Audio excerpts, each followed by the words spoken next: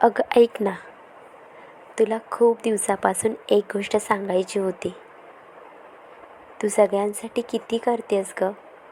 घर, मुलं, नोकरी, प्रत्येकाची काळजी घेतेस.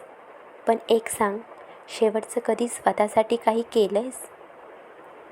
शेवटचं कधी मनापासून हसली होतीस? शेवटचं कधी आरशात स्वतःकडे प्रेमाने पाहिलंयस? तू नेहमी म्हणतेस, आधी सगळ्यांचं होऊ दे, मग मी. पण तो मग मी कधीच येत नाही गं. आणि हे बघ, स्वतःची काळजी घेणं म्हणजे स्वार्थ नाही.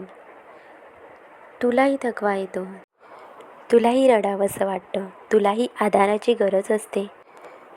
तू सुपरवुमन नाही आहेस, तू एक माणूस आहेस, भावना असलेली, स्वप्न असलेली, मन असलेली. म्हणून आज माझं एक ऐक. रोज फक्त 10 मिनटं स्वतःसाठी ठेव. एक कप चहा शांतपणे पिऊन बघ, आवडतं गाणं ऐक किंवा काहीच करू नकोस, फक्त स्वतःसोबत बस.